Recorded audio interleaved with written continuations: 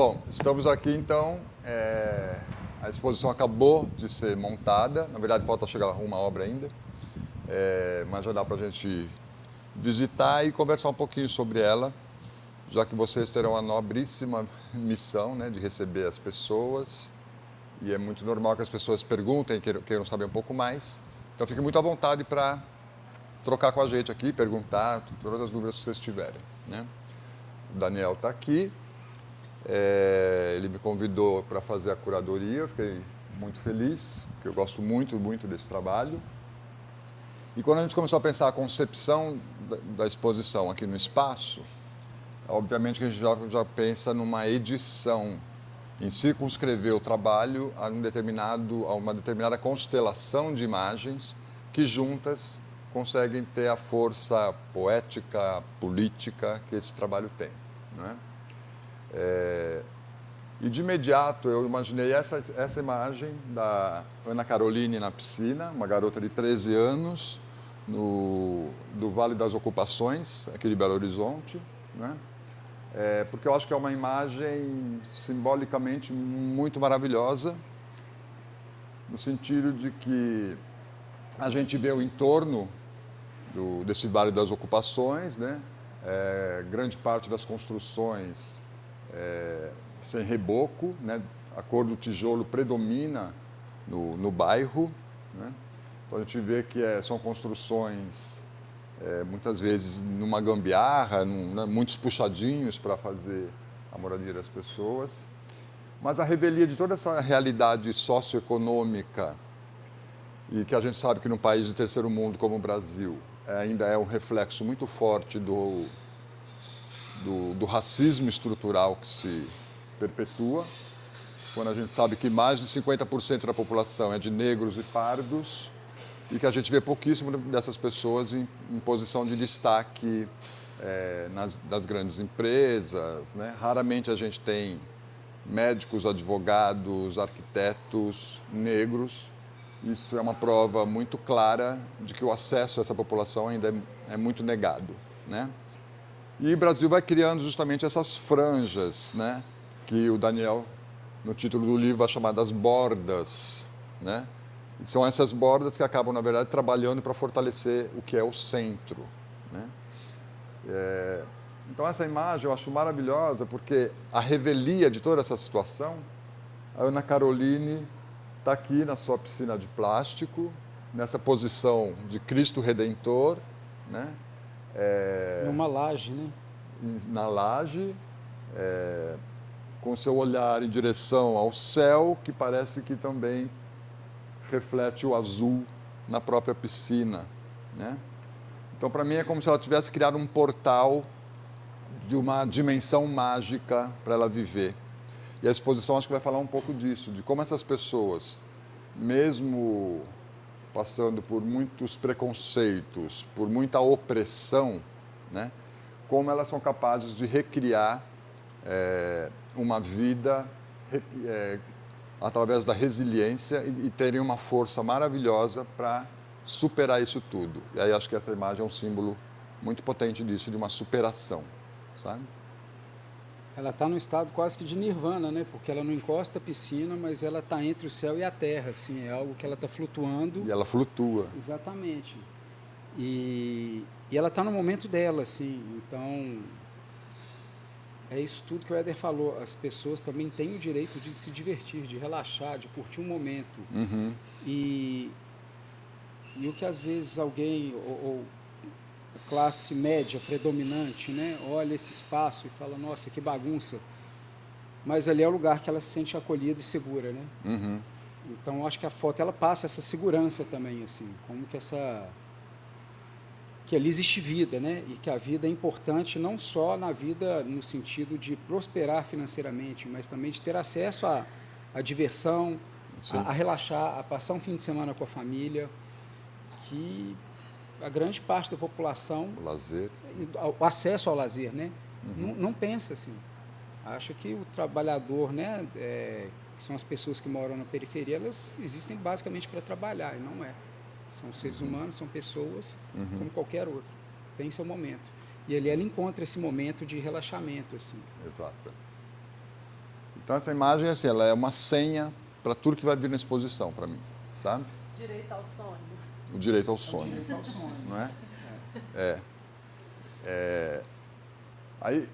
Aí, entrando aqui no espaço expositivo, a gente dá de cara com o nosso primeiro andarilho, que a gente chama também de profetas, porque o Daniel fez eles caminhando na rodovia da morte.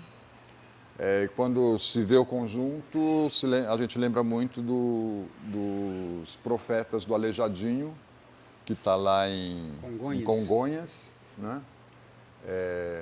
A gente fez direto essa relação. E, de fato, são homens que caminham na estrada, à deriva, né? Reinventando uma possibilidade de vida muito à margem da sociedade, não é? Um limbo, né, quase inexistente, porque ele não é, eu detesto essa palavra, mas ele não é um sem teto ou algo do tipo, porque ele está num processo de passagem. A estrada é o que liga um ponto ao outro, e ele está entre esses pontos, né? Então, assim, como denominar essa sociedade? Exato. Né? Não tem uma denominação, e é por escolha, assim. Eu acho, é um trabalho que eu desenvolvo há muito tempo. Esse especificamente eu fiquei 5 anos viajando 200 quilômetros para ir, 200 quilômetros para voltar. Patinga, né? No trecho que liga Belo Horizonte a Ipatinga, ali, saída para Bahia, Espírito Santo. Né? E como eu queria criar um mundo que fosse assim, era um mundo que eu enxergava completamente distópico, né? Assim, destoante e tudo, eu resolvi fotografar debaixo de chuva ainda. Então eu ficava na beira da estrada, tanto é que olhando as... Estava com grande formato, né? Não, aí foi 35, porque é muito perigoso e muito rápido, assim. Eu ainda numa estrada que tem o maior índice de acidentes do Brasil, debaixo num tempo chuvoso, né?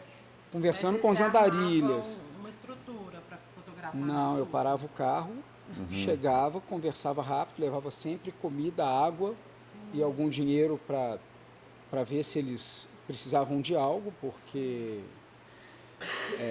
enfim, eu achava que era necessário. Eu fui percebendo à medida que eu fazia que eles estavam com sede, com fome e tal. Então eu comecei a fazer esse processo todo. Mas era algo muito rápido, porque muito perigoso.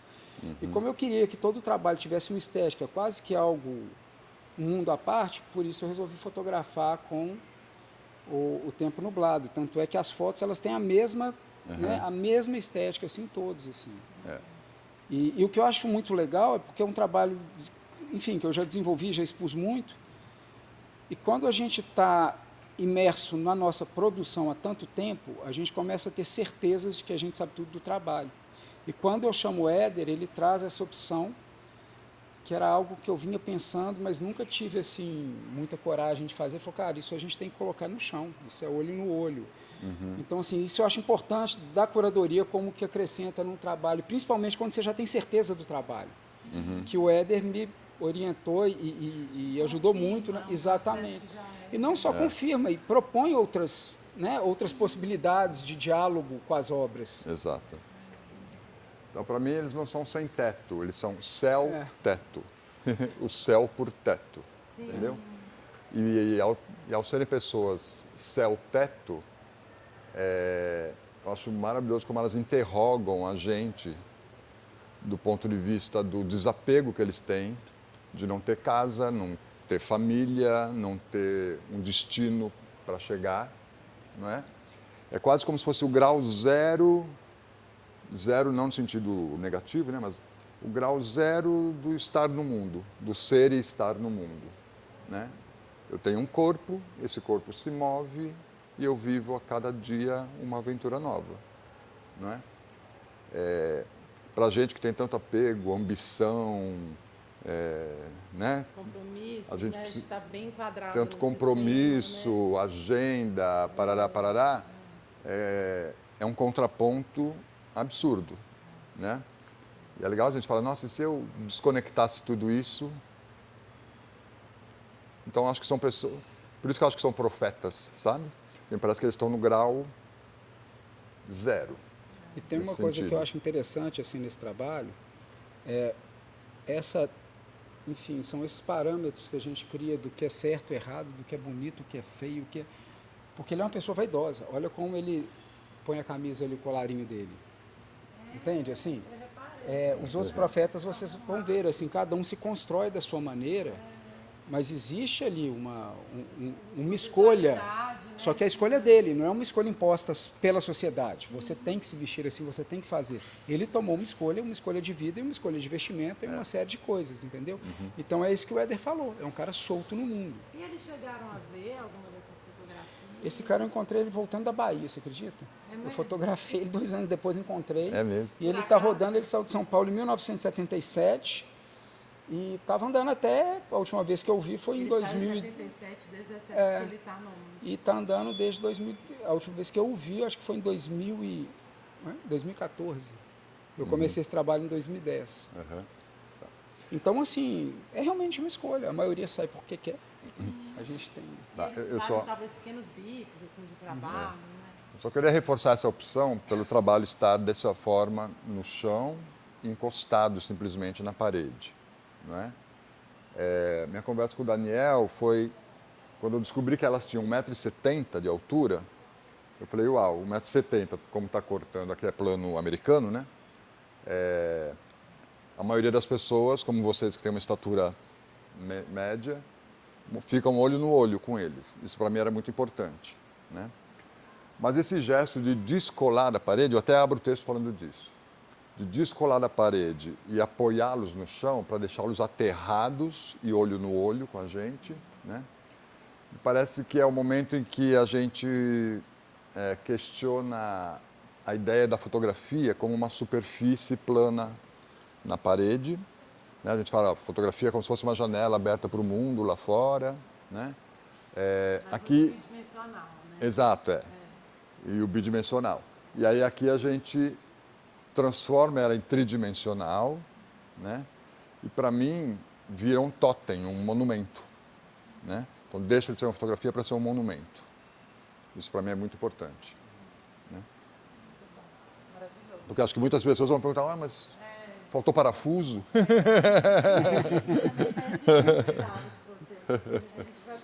Mas isso é muito importante. E eu abro o texto falando disso, para deixar bem firme. É incrível, Né? eu gostei muito. E é interessante essa questão do desapego a materialidades também, né? Num mundo tão capitalista em que ele escolhe viver ali com a roupa que tem, sabe? E vive a vida feliz do jeito dele, sabe? Eu acho que isso é muito Exato, é importante também. o mínimo múltiplo comum. Não é? Sim. A gente vem para esse díptico, que eu acho maravilhosa essa ideia que o Daniel teve de fotografar os cavalos e os trabalhadores, né? E aí o Daniel já tinha feito algumas montagens desse trabalho em outras exposições.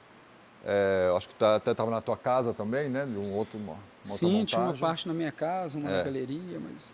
Mas aí eu mudei um pouco a concepção que ele vinha montando, porque quando eu juntei aqui dessa forma, essa e uma outra que está lá na frente, para mim virou um corpo só, não é?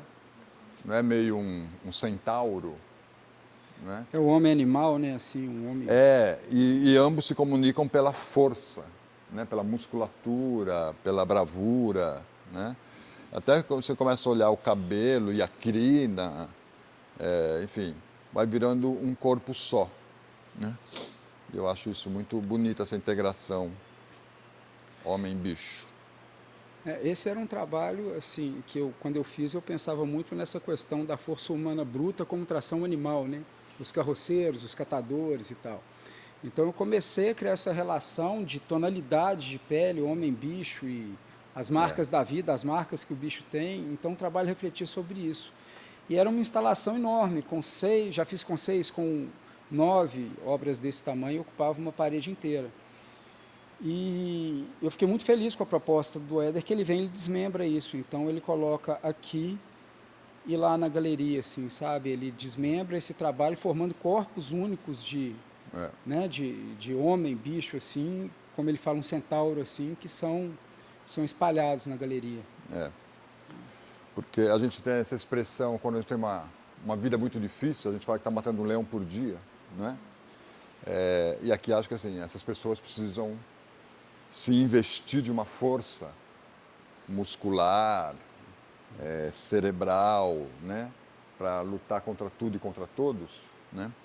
que aqui eu acho que é um emblema muito forte, assim, a força que a dureza da vida também dá. Né? É. E aqui, nesse tríptico, que também não existia como tríptico, né? Foi uma proposta minha para o... Essa moldura está meio para frente aqui. É a parede. Essa Né? parede, ela tem Ela é em MDF, então em alguns pontos ela... Tá. Isso aqui é muito da edição que eu fui propondo para o Daniel, né? E reembaralhando as imagens dele para encontrar o que eu chamo de frases poéticas. Né? Aqui vocês veem que nós temos duas árvores. Árvore, nesses lugares que o Daniel fotografa, a gente sabe que tem muito lugar que é desmatado, Sim. que é ocupação às vezes ilegal, né? Se bem que ilegal, na verdade, é como oprimem essas pessoas e obrigam elas a morarem em lugares ilegais, né? Mas tudo bem. Mas vira e mexe a gente encontra árvores muito frondosas que são mantidas, né? Árvores vívidas, né? E aí quando eu junto as duas árvores na ponta com essas três senhoras aqui, na verdade eu estou sugerindo uma aproximação entre símbolos, né? Eu acho que toda árvore é mulher, né? Que dá frutos, que sustenta muitos. Tem né? as Que tem raízes fortes, né? E o que é uma árvore? Uma árvore é algo que se enraiza na terra e almeja chegar ao céu. Né? Vai sempre na direção do celestial. Né? E para mim isso é um símbolo muito feminino, né? De quem dá a vida. Né? Então, para mim, na verdade, aqui eu vejo 5 árvores. Né? E vejam que elas estão aterradas. E elas se conectam entre si. E elas estão plantadas solo, no chão também, né? Os pezinhos. É bonita essa coisa das árvores se conectarem no solo, elas se conectam entre si. Elas se E vejam, entrelaçam. e aí quando eu juntei, me deu aquele frisson bom, porque veja a textura aqui da parede, são os galhos também, né? E aí criou toda essa conexão formal, mas simbólica também. Tem algo que eu acho assim que foi muito acertado nesse processo de curadoria, de discussão com o Éder, porque isso aqui é um processo de mais de 15 anos de produção. E é interessante depois, quando você chega num determinado ponto da sua carreira, você olha para trás, por mais que sejam séries diferentes, aqui nós temos várias séries. A série mesmo do Paisagem Ambulante, dos Andarilhos, tem um livro dela com acho que 120 páginas, então é muita foto. Eu tenho publicações dos catadores, mas quando você pega tudo, o Éder, ele enxergou isso, assim, olha, como que por mais que sejam séries diferentes, como elas se conversam. Aqui é da Paisagem Ambulante, 381, aqui já são das ocupações. Mas está tudo à borda, está tudo à margem. E como que tudo é uma coisa só. Né? Como se constrói essa pesquisa, como que, quando você olha de longe, tem um diálogo, por mais que sejam séries diferentes, elas se dialogam entre si. Então o Éder misturou tudo aqui e falou, olha, vamos expor em conjuntos, assim. Eu bati no liquidificador. Será que a gente vai para aquele lado agora? Vamos falar dele ou volta pelo Você meio? quer falar todas as fotos? Porque acho que não tem. Não tem porquê, vamos andar, senão vai ficar senão muito... a gente vai ficar enorme. Aqui é de novo eu propus como um tríptico, imagens que também estavam soltas no acervo, né? Mas aqui tem essa... É um poema pronto, né? Vamos fazer quase como um haikai com 3 palavras, né? Eu penso muito isso, a concepção do espaço expositivo para mim é sempre uma folha em branco no qual a gente precisa escrever determinadas frases, né? Então, por isso, eu trabalho muito, é muito minha característica esses espaçamentos diferenciados, que é justamente para ter a noção aqui de um conjunto de 3, porque acho que as 3 juntas, elas formam uma 4ª imagem, né? E aí tem os respiros como se fossem pontos ou vírgulas, né? Que vai criando conexão com as outras frases, né? E aqui eu acho que tem um movimento muito bonito que sai daquele pé, que passa ali, que vem para esse braço, e o vermelho tangenciando tudo, né? Cria uma unidade estética, né? Como se fosse uma coisa só, assim, um bloco. E aí, bom, e uma marca forte da exposição também é a pele negra, né? As pessoas negras, que a gente sabe que formam, como eu falei lá, da herança desse racismo que vem desde a escravidão, que a gente não se livrou até agora, né? Que forma essa grande maioria de pessoas que moram à borda, né? Porque, na verdade, em momento nenhum existe, pelo menos no meu trabalho, existe a necessidade de fotografar o negro, o branco ou tal. Só que nas ocupações, 90% das pessoas que moram ali são realmente negras, 70% são mães solteiras. As pessoas, quando falam, por exemplo, das ocupações, não falam isso. A maioria eles são mães solteiras que estão ali. E eu acho importante falar também que está ali não é para valorizar o terreno ou imóvel, está ali para conseguir sobreviver, né? Claro. Ninguém ocupa porque quer, ocupa por necessidade. Então, assim, a questão da cor da pele, você vê que tem muitas mulheres, porque são as pessoas que estão ali em posição de vulnerabilidade mesmo, posição social que eu digo, né? Uhum. Mas é isso. Vamos avançar para cá. Legal falar do bebê aqui.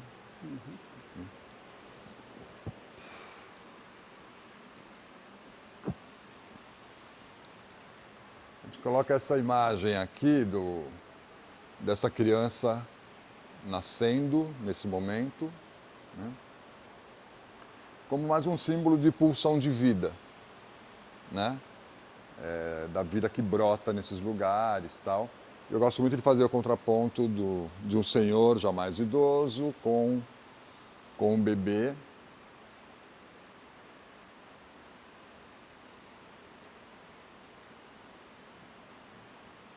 Eu acho interessante porque o próprio bebê, enquanto a gente fala da fotografia e escultura, né, ali, o bebê é quase que isso também, né? É quase que um anjinho barroco, sabe? Aquela coisa na base das esculturas de santa e tal. Então, a composição, ela transita por esse lado, assim, sabe? Utilizando da fotografia, mas para dar esse ar de escultura também.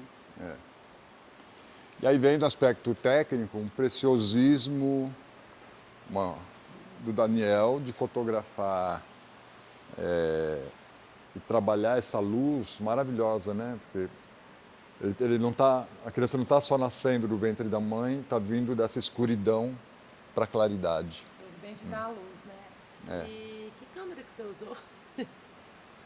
Essa foi uma Canon acho que Mark II ou Mark III na época. Essa é uma das únicas imagens digitais que eu tenho aqui. Isso do ponto de vista técnico é uma coisa importante falar também, que a grande maioria das imagens é feita com câmera de grande formato, sabem o que é isso? Que gera um negativo ou positivo, né? É de um tamanho que é maior do que o que a gente costuma trabalhar, que é 35 milímetros. Isso dá uma resolução na cópia muito diferente do que a gente está acostumado com a digital, por exemplo. Essa imagem é um exemplo, por exemplo. Ó. E também você consegue regular, eu posso focar aqui no caderninho dela e já não focar mais ela. Né? A gente consegue ter um foco seletivo muito severo. Então, por exemplo, veja como a textura que ele consegue aqui, olha, na couve, mas também aqui nas ranhuras da madeira, na pelagem aqui da galinha, mesmo a laranja, né? Olha a laranja, a gente vê todos os poros da laranja, né?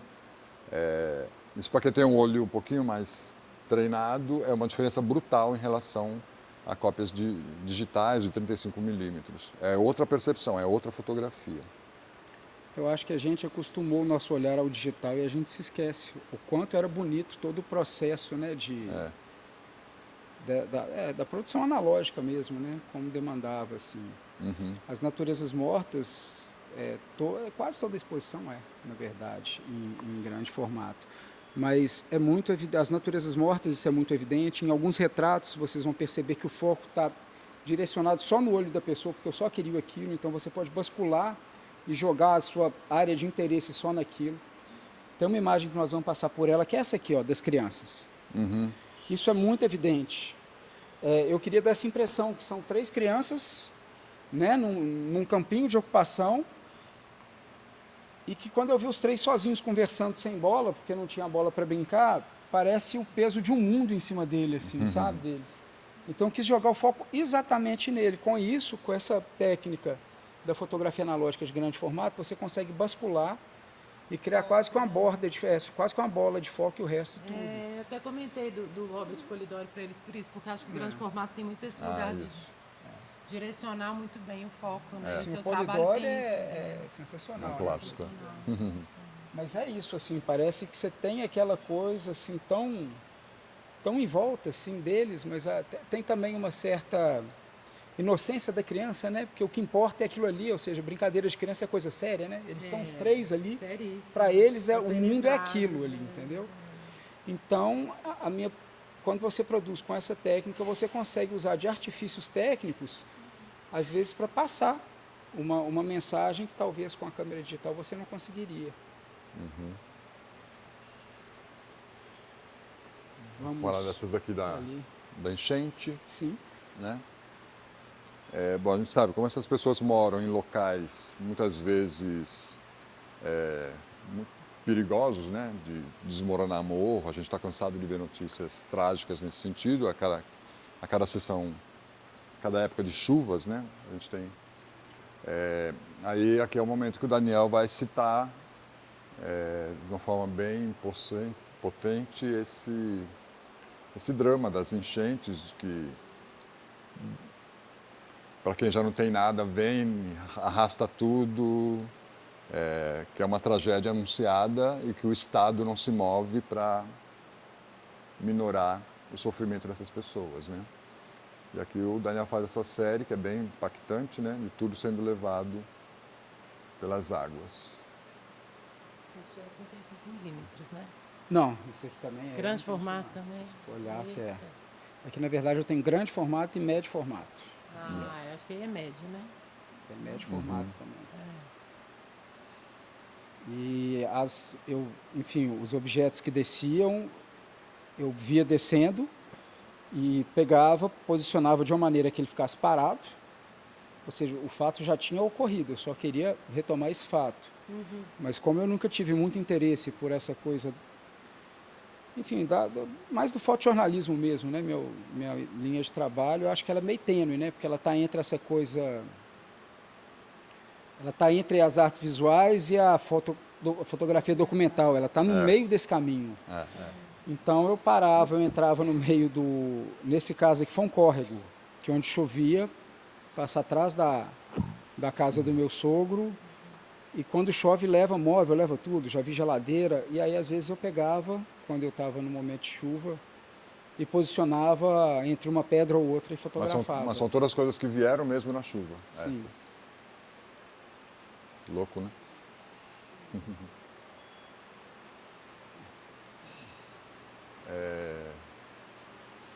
Vamos para o final ali? O que você acha? Vamos passar aqui só. Essa é ótima. Acho que é legal falar das naturezas mortas.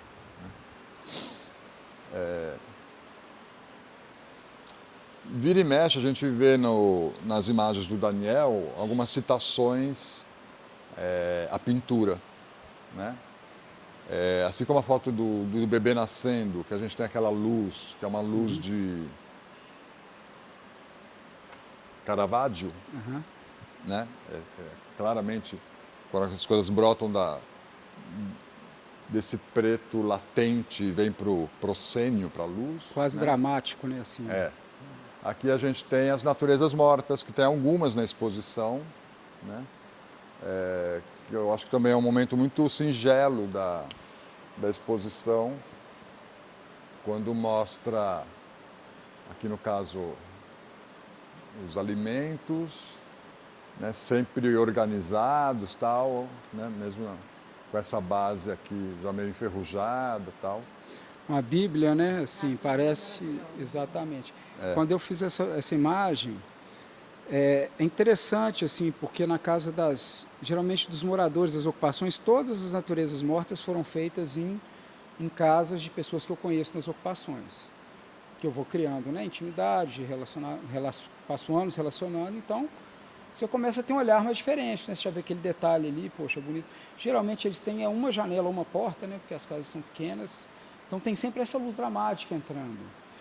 E às vezes iluminava só aquilo que aquela pessoa tinha. Nesse caso era uma mãe e um filho, que é a Chay, que é inclusive aquela que está ali, tá vendo? Tem até o barroco, isso é a casa dela.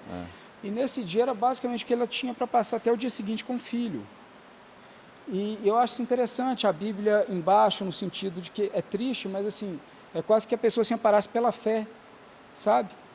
De que algo possa mudar essa realidade, mas ao mesmo tempo essa fé, essa pessoa é alegre, é achar, é uma pessoa super legal. O filho dela é uma graça, teve, ano retrasado eu lancei um livro das ocupações, ele foi, assim, e são muito amorosos, assim, e ao mesmo tempo te bate, assim, né, essa tristeza, fala, poxa, mas uma mãe com um filho pequeno, também porque teve uma história complicada com o marido, né? Geralmente eles são agressivos com as mulheres, nas ocupações eles não deixam ficar, os vizinhos se unem para colocar. Mas era o que eles tinham, assim. E o que eles tinham eles guardam aqui, é uma coisa de cabelo, um socador, a Bíblia. Né? E tem esse retrato belíssimo dessa mãe com a filha. E aqui fica claro aquilo que a gente falou do foco, né? Tá vendo? O foco vem no rosto dela, a menina que é um pouquinho mais à frente já fica um pouco desfocado. Talvez seja a foto mais brasileira da exposição, né? O chinelo na mão, assim, e um olhar forte, tanto da criança quanto da mãe, né? É quase um de Cavalcante, né? Eu acho belíssimo. É uma luz maravilhosa. Aqui é a luz natural só, não? É uma luz natural, atrás está uma luz natural e a gente estava embaixo de rebatedor? De um reboco de garagem, não, eu botei só um flash aqui de lado preenchendo, tá vendo? Tem até uma luz dura aqui. Ficou incrível. Ela salta do plano, né? Parece até que o fundo é um pano desenhado, parece. Né? Assim. Tá, uma pintura, né? Essa é a diferença. Essa é a diferença do digital para o analógico de grande formato. A composição de planos, ela é muito bem estabelecida, né? Exato. O digital, ele chapa isso. Chapa tudo. Ô, Daniel, eu queria que você puder dizer, assim, sobre... A Carol passou um texto pra gente que tinha um termo, uma expressão lá, que era sobre o rosto enquanto a paisagem, né? Tinha uma outra coisa também sobre a topografia do rosto, assim. Duas expressões assim me chamaram muita atenção, né? E eu mesmo fui pensando um pouco sobre, mas se você quiser comentar alguma coisa sobre, assim, esse rosto paisagem, sabe? O Éder até fala uma coisa assim, quando a gente acertou o projeto curatorial, ele falou para mim, Daniel, cara, isso é uma exposição de olhares. Né? A gente é atravessado por olhar o tempo todo. Né? O tempo inteiro você está sendo olhado. E dentro desse conceito a gente consegue pensar vários simbolismos. Né? A gente está num lugar que está apoiando a exposição, sou muito grato por isso, mas não tem como negar que é um lugar de classe média alta. A gente está trazendo aqui a população real do Brasil que não acessa esses espaços. Então, assim, a própria primeira, a piscina, é muito bom, né? A gente está do lado de uma piscina maravilhosa, com a pessoa também, assim, na piscina de plástico, na piscina que lhe é possível. Que lhe é possível. Exato, igual você tem a piscina aqui que ela não tem um acesso. Eu entendo que é um clube privado, tudo bem. Mas aqui a gente está trazendo a possibilidade dessa interação de olhares. E enquanto fotógrafo e artista, uma das coisas que eu até comentei outro dia com o Éder, a gente estava montando aqui a exposição, e eu falei, cara, o Brasil ele não tem não tem a cultura de consumir o retrato, né? Isso na Europa é muito mais comum. Você vai na casa das pessoas, tem um trabalho de artista que é um retrato. Não interessa de quem que é o retrato, se conhece o retrato, se não conhece o retrato. Assim. E é uma das coisas que eu sempre gostei de fazer. Muito, assim. Primeiro porque eu acho que você cria uma interação muito próxima com a pessoa, né? Tem um primeiro silêncio, depois essa quebra do silêncio, enfim.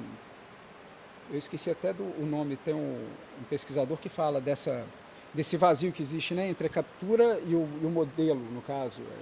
Tem uma troca ali que isso acontece, assim, sabe? Que é um limbo onde você estabelece ali essa relação. E quando eu faço isso, eu realmente enxergo um rosto quase que como uma paisagem. Para mim, não difere em nada de fotografar, por exemplo, nesse sentido técnico, dá a árvore de um rosto, assim, eu recorto aquilo como algo que eu acho que tem que ter o mesmo respeito, tem que ter, enfim, o mesmo cuidado. E quando a gente chega de perto, é porque é só uma relação de proporção de tamanho. Se você chegar e reparar uma pessoa, você vai ver a quantidade de nuances, de cor e de elementos que isso tem. E eu sempre que eu vou, eu sempre falo, gente, se alguém parar 20 segundos para olhar uma fotografia minha, eu já fico feliz, porque as pessoas passam olhando rápido, né? Uhum. Isso eu gosto no retrato. Você chega e você olha perto, como se fosse uma paisagem, sabe? É algo que está ali. Uhum. Só que se aprofunda, os olhares, parece que a pessoa está te olhando no olho. Né? Não sei se eu respondi assim, mais ou menos, a sua pergunta. Os olhares são bem cativantes. Exatamente, assim. Né? E ali a gente faz de novo essa equivalência rosto-paisagem, né? Como você, Bruno, né? Como o Bruno comentou. Né? Aqui eu vou fazer mais ou menos a continuação daquela história lá das árvores com as mulheres, né? Só que muda tudo, muda o formato, muda a sequência, mas está dentro da mesma poética, né? São dois olhares incríveis, né? Fortes, olhando para o mundo, né? E aí essa árvore com esses 3 pneus também eu acho muito enigmático, né? Os balanços, né? Para as crianças. De novo, a árvore feminina acolhendo as crianças, né? E aí a gente não tem as crianças aqui, mas elas vão estar na outra foto que a gente resolveu pôr só hoje na exposição. Né? São 3, E aqui, das minhas últimas estratégias para revolver o acervo, tentar criar novas leituras, né? Já que eu percebi que quando o Daniel me chamou, era muito isso mesmo, esperando um olhar renovado para fotos que ele já conhece há 15 anos que ele está fazendo, né? E aí eu acabei criando esse tríptico novo aqui. E para mim, aqui é o fim da exposição, né? Tem só mais o vídeo. Mas essa última imagem remete de novo à da piscina da Ana Caroline de braços abertos. Então é o nosso segundo Cristo Redentor aqui, né? E aí para mim é muito forte, porque uma das mãos tem uma fotografia que está se apagando, uma identidade que está se perdendo, né? E a outra, aquela mão meio enigmática, é uma foto negativada, ela não está em positivo, né? E que tem uma moeda sobre a mão, né? Com o rosto, né? Que a moeda é.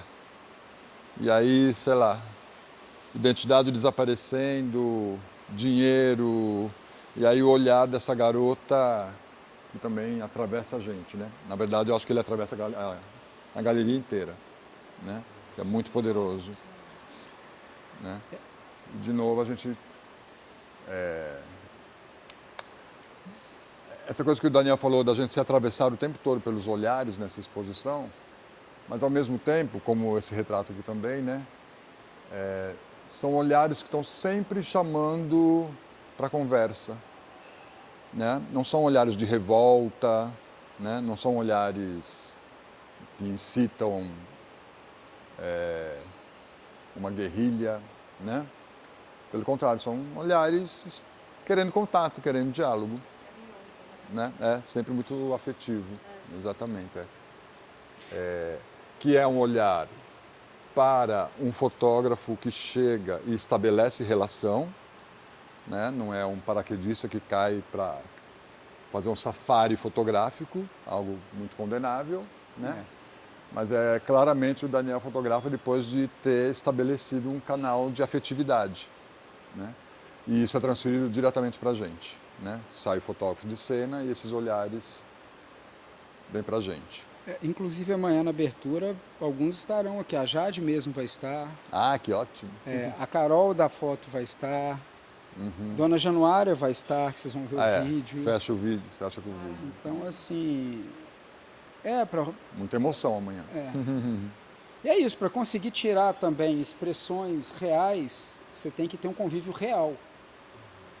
Não tem como plantar arroz e colher feijão, né? Você tem que trabalhar aquilo ali, né? E se aproximar também. Por isso que eu digo lá do texto, eu falo que o Daniel pratica uma arte relacional, né? Que é um lugar dentro da arte contemporânea, muito ligado ali à antropologia visual também e tal, e que é de suma importância, né? Para ser o fotógrafo que é o veículo dessas pessoas, né? Quer dizer, coloca o seu serviço a serviço dessas pessoas, né? Daniel, eu tenho uma dúvida, que eu acho isso um diferencial muito grande do seu trabalho, assim, essa sensibilidade que você tem em relação à história dessas pessoas, de você trazer, através da fotografia, essas histórias também. Eu queria saber da exposição, se tem alguma história em específico que te marcou mais, assim, que você poderia compartilhar com a gente. Na verdade, assim, eu não acredito muito que eu esteja trazendo histórias, porque eu não acredito que numa fotografia eu consiga englobar todo o universo que envolve exatamente, uma existência humana, né? E por mais que exista uma proximidade muito visível entre as pessoas comigo, eu não posso falar porque eu não vivi o que ela viveu, na verdade, né? Então, assim, eu nunca acredito muito nessa coisa da fotografia como um registro fiel daquilo que aconteceu, porque tem tanta coisa em volta além disso. Mas histórias, tem várias, assim, várias. Tem da própria Chay, que foi isso. Na verdade, todas têm, né? Assim, todo ser humano tem uma história interessante, tem uma vida interessante. É porque a gente que não conhece a vida de todas, né? Uhum. Mas, por exemplo, o Wilson que é aquele senhor do cavalo. Uhum. Eu faço parte da diretoria de uma ONG que chama Viaduto das Artes. E antes da gente fazer as reformas, que hoje tem uma galeria de arte climatizada e tudo, no viaduto tinha, na parte de cima tem uma bola, igual daqueles viadutos, né? Você tem a estrutura e você tem essa bola. E o Wilson, ele estava morando lá dentro do viaduto. A gente descobriu, ele começou a trabalhar de vez em quando. O Leandro, que é o gestor do viaduto, eu sou o diretor, o Leandro às vezes chamava o Wilson para ajudar ele a fazer uma escultura, enfim, segurar uma chapa para ele e tal. E um dia a gente estava lá e chegou um cara falando assim, cara, do outro lado do viaduto tem um cara muito parecido com você morando lá. Bicho, fomos lá, era o irmão do Wilson, que ele não via há 17 anos. Estava morando no mesmo viaduto. Gente, eles estavam no mesmo No mesmo viaduto, só que um de um lado outro do outro. E não se viam, tipo, há 15, 17 anos, não sabia nem onde estavam. Você acredita? Meu Deus. Então, assim, são histórias. Cada uma tem a sua. Tem várias, cara. A Jade, cara, pessoa sensacional. A Jade, na verdade, eu fiz com a Jade um ensaio de nu com a Jade. E quando eu mandei para ela essa foto, falou, pô, Dani, mas você não vai botar nenhuma foto minha pelada? Eu falei, não, mas eu queria tanto que você colocasse. Eu falei, não, Jade, não, acho que não precisa, entendeu? Mas é isso, assim, você cria essas relações, né? É muito legal, né? Falou, pô, mas eu quero parecer pelada. Eu falei, não, Jade, não precisa de você estar pelada. Daí a única foto que eu escolhi foi a única que eu fiz que ela não estava nua. Então, assim, tem várias, tem as engraçadas, tem essas que parece coisa de fantástico, assim, né? Uma história que eu não soube, os cavalos, eles aparecem onde? Os cavalos, eles são do Barreiro, são de carroceiros do Barreiro. Tá. Então, à medida que eu fui construindo a poética desse trabalho, e foi um trabalho que eu fiz junto com o Leandro, o que acontecia? Eu fotografava e o Leandro pegava o carrinho que eles caminhavam e fazia de escultura. Lá no viaduto tem. E a gente rodou a exposição pelo SESI. E aí eu comecei a entender essa coisa do homem animal, eu comecei a pedir para os carroceiros trazerem os cavalos que eu achava, parece meio viagem, mas que eu achava que tinha, a expressão parecia com a da pessoa que eu tinha fotografado, que era um catador e o cavalo é quem puxava a carroça. Então eu fui fazendo essa coisa do Mas os cavalos não bicho. São deles, né? Não. Tá. Eles são catadores, mas todos são catadores de carrinho, de catar latinha. Tem um vídeo também, exposição, que é... Eu coloquei uma câmera de cinema embaixo de um carrinho de catar. Então essa câmera ela só filmava o pé dele andando numa caminhada infinita. E a hora que ele ia pegar alguma coisa, a câmera vai para o céu sem nunca mostrar o rosto. Aí você tinha essa relação do rosto, homem-animal, e quando ia quando ele voltava, ele pegava e continuava andando. Então era um andar infinito, ou seja, a vida não muda. Essa labuta, essa vida que depende da tração animal para se resolver, que nos resolve. Isso. Mas vamos falar lá do... E agora já da está na Dona hora do Januária, almoço, vamos encontrar a Dona Januária. Ai, já todo mundo com fome já. Esses livros vão Não, ficar aqui? a gente vai subir essa... É porque eu estou esperando dar um tempo de secar. Aham.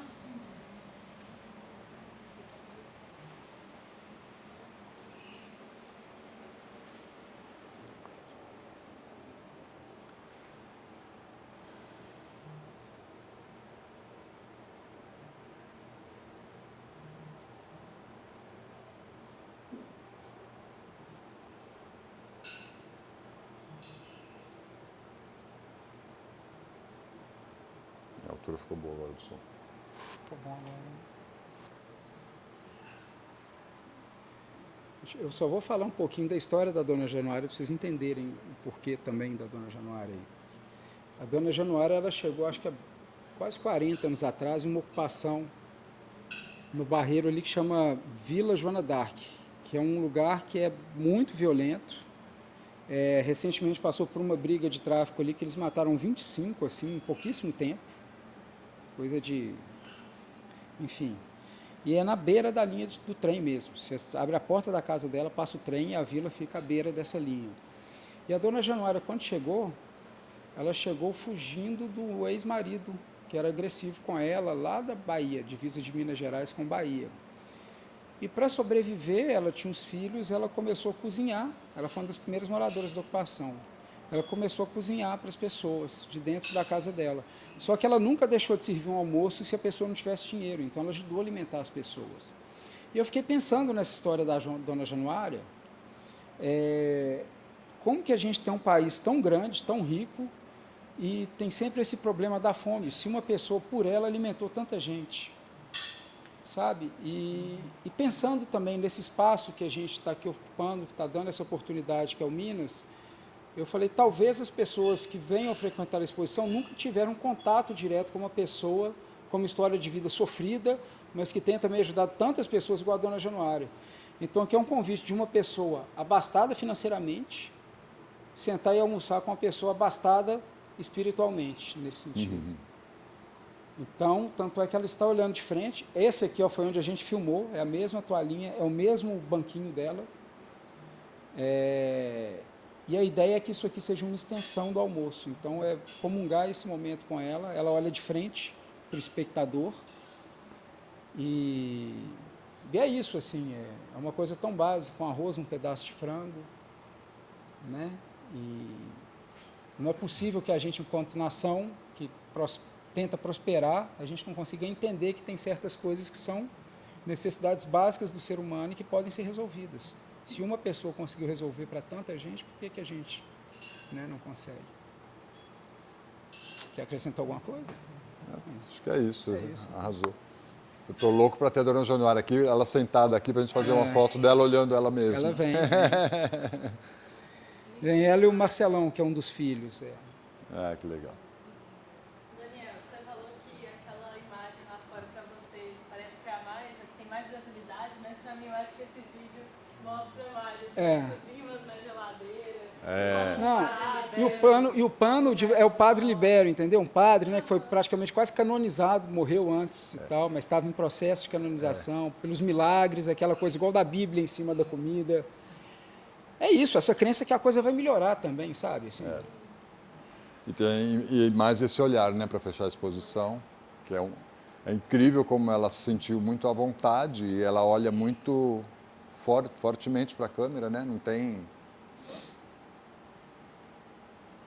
nenhum constrangimento, né? Eu achei a exposição toda muito cinematográfica, desde quando eu vi as fotos que ficaram no PDF.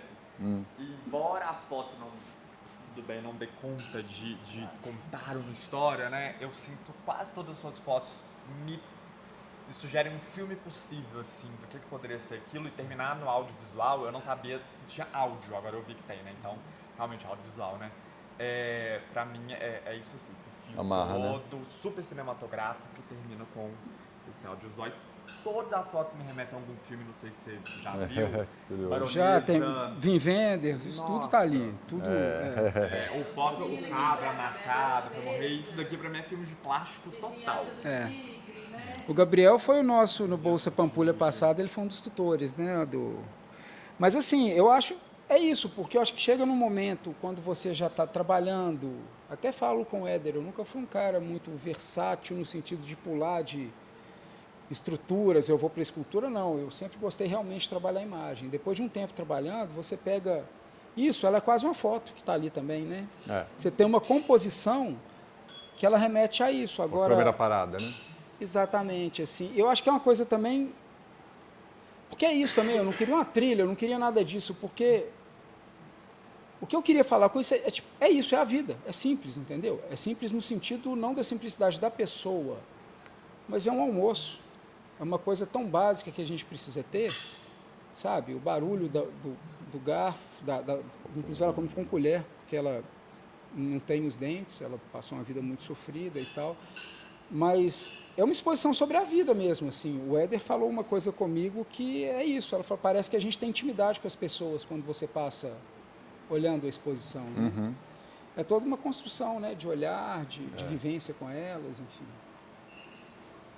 Eu acho muito bonito porque eu saio dessa exposição, quando eu olho tudo, me sentindo meio abraçado por uma rede de afetuosidade mesmo, sabe? Porque poderia ser totalmente contrário e com razão até, né? Poderia ter um manifesto mais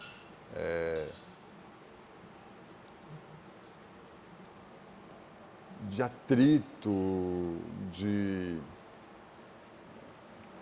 reparação, né? Que é necessária, mas no sentido da revolta mesmo. E não, né? A gente vê que eles vão se resolvendo, vão criando uma rede de afetuosidade e conseguem transferir isso de uma forma muito potente. Então, para mim, isso... Mas eu acho que isso é uma grande diferença da periferia para o asfalto, né? Só quem já viveu ou conviveu na periferia que sabe disso. Né? Em exato. Situações de pobreza, assim. Eu venho de uma família... e as pessoas se ajudam, né? Tem uma rede de... daí o nome comunidade, né? Fica sem comer, isso. Exatamente, Nenhuma criança fica sem cuidado, ninguém fica Tem sem uma rede de ajuda, né? A dona Januária vai cobrar lá seus 5, 10 reais, mas, cara, você não tem dinheiro, não é por isso, não. Você vai comer, entendeu? Não vou deixar você sem comer. As pessoas não se dão bom dia, né? As pessoas não conseguem... não conseguem comunicar o básico, assim, de gentileza para com o outro. Mas, assim, a exposição, acho que resumindo, é o que eu e o Éder, a gente estava conversando uns dias atrás. A exposição, ela é uma exposição que fala de vida, entendeu? Não é isso. Não é de embate, não é... É isso. O nosso Brasil é isso aqui. Né? Não acho que a gente precise viajar tanto também para isso. E é o melhor do Brasil, né? E é o melhor do Brasil. É o Brasil criativo, é um Brasil que luta, é um Brasil que tem fé, é um Brasil, né? Que está aí. É um Brasil que encontra felicidade mesmo em situações adversas. Né? Com certeza. E, geralmente é também o lugar onde se vota certo. Mas é isso, pessoal. Obrigada, gente. Foi um prazer. Obrigado a vocês. E qualquer dúvida, eu estou disponível também. Exato, O Éder está na correria lá também. Com quantas exposições que você está, Éder? Aberta? Abrindo essa vai ser 6 ao mesmo tempo. Fica o convite para quem estiver lá em São Paulo, ele está com a Cláudia Andujar lá no Itaú. Muito. Essa exposição está muito poderosa também. E é isso. Que bom, gente. Obrigado. Foi um prazer.